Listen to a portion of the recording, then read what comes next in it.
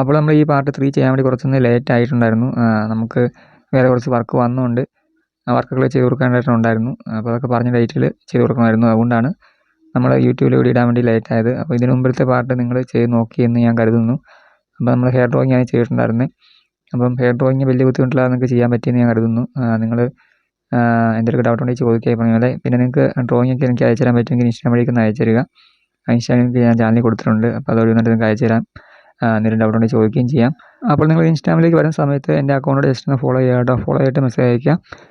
അപ്പോൾ നമ്മൾ ഈ ഷെയ്ഡിങ്ങിൻ്റെ ഈ ഒരു പാർട്ട് ചെയ്യാൻ വേണ്ടി യൂസ് ചെയ്യുന്ന പെൻസിൽ നമ്മളിപ്പം ഷെയ്ഡിങ്ങിന് വേണ്ടി യൂസ് ചെയ്യുന്ന 2B പെൻസിലും പിന്നെ നമ്മൾ ഈ കണ്ണാടിയൊക്കെ വരച്ചേക്കുന്നത് നമ്മൾ 6Bയും 8Bയും യൂസ് ചെയ്തിട്ടുണ്ട്. അപ്പോൾ അവർ കൂടുതലും ഷാഡോസ് വരുന്ന ഭാഗങ്ങളായതുകൊണ്ട് നമുക്ക് അത്യാവശ്യം ഡാർക്ക് ഷെയ്ഡ് തന്നെ കൊടുക്കേണ്ടതായിട്ടുണ്ട്. പിന്നെ ഫേസിൽ നമുക്ക് ഒരുപാട് ഷെയ്ഡിങ് ഇല്ല എന്നാൽ പോലും ഉണ്ട്. പിന്നെ ആ നെറ്റിൻ്റെ ആ സൈഡിലൊക്കെ കുറച്ച് വെളിച്ചടിക്കുന്ന ഭാഗങ്ങളൊക്കെ വരുന്നുണ്ട്. അപ്പോൾ അതൊക്കെ നിങ്ങൾക്ക് മനസ്സിലാകുമായിരിക്കും. കഴിഞ്ഞ പാർട്ട് നമ്മൾ മുടി വരച്ച സമയത്ത് ആ ഒരു മുടിയുടെ ചുറ്റുമുള്ള ഭാഗത്തൊക്കെ നമ്മൾ ഷെയ്ഡിങ് കൊടുത്തിട്ടുണ്ടായിരുന്നു ഡാർക്കായിട്ട്.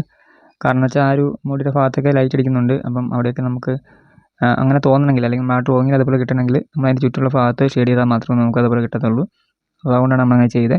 ഞാനൊക്കെ ഡ്രോയിങ് സ്റ്റാർട്ട് ചെയ്ത സമയത്ത്, അതായത് പോർട്രേറ്റ് ഡ്രോയിങ് ചെയ്യാൻ തുടങ്ങിയ സമയത്ത് കൂടുതലായിട്ടും ഇങ്ങനെയുള്ള ഫോട്ടോ സെലക്ട് ചെയ്ത് വരയ്ക്കുമായിരുന്നു. കാരണം ഇതിനകത്ത് നമുക്ക് കണ്ണ് വരയ്ക്കേണ്ടതായിട്ടില്ല, കണ്ണാടി മാത്രം വരച്ചാൽ മതിയില്ല. അപ്പോൾ ആ രീതിയിലുള്ള എളുപ്പമുള്ള ഫോട്ടോസൊക്കെ ആയിരിക്കും നമ്മൾ വരച്ച് പഠിക്കുന്ന സമയത്ത് സെലക്ട് ചെയ്യുക. അപ്പോൾ നിങ്ങൾ ഇങ്ങനെയൊക്കെ തന്നെ ആയിരിക്കും. അപ്പം നമ്മളങ്ങനെ പോയി കഴിഞ്ഞാൽ ശരിയാകത്തില്ല. നമുക്ക് കണ്ണ് വരച്ച് തന്നെ പഠിക്കേണ്ടതായിട്ടുണ്ട്. കാരണം എല്ലാ ഫോട്ടോയിലും ഇങ്ങനെ കണ്ണാടിയുള്ള ഫോട്ടോസ് കാണത്തില്ല, അല്ലാത്ത ഫോട്ടോസും കാണുമല്ലോ. അപ്പോൾ അങ്ങനെ ഒരു സമയത്ത് നമുക്ക് കണ്ണ് വരയ്ക്കേണ്ടതായിട്ടുണ്ട്.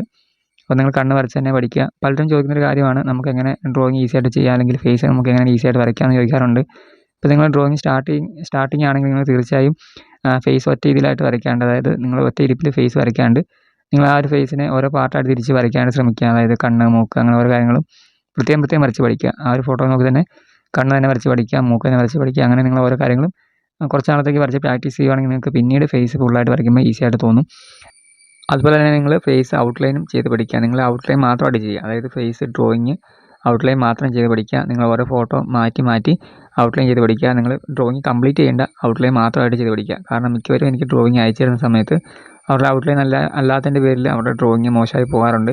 അപ്പോൾ നിങ്ങൾ ഔട്ട്ലൈൻ നല്ല രീതിയിൽ ചെയ്യാൻ പറ്റാത്തതുകൊണ്ടാണ് നിങ്ങൾക്ക് അങ്ങനെ സംഭവിക്കുന്നത്. അതുകൊണ്ട് നിങ്ങൾ ഔട്ട്ലൈൻ മാത്രമായിട്ട് ചെയ്ത് പഠിക്കുക. അതിനിപ്പോൾ നിങ്ങൾക്ക് ഗ്രിഡ് മെത്തേഡോ ഏത് മെത്തേഡ് വേണമെങ്കിൽ നിങ്ങൾക്ക് യൂസ് ചെയ്യാം. അങ്ങനെ ആ ഒരു മെത്തേഡ് യൂസ് ചെയ്തിട്ട് നിങ്ങൾ ഔട്ട്ലൈൻ മാത്രമായിട്ട് ചെയ്ത് പഠിക്കുക കേട്ടോ.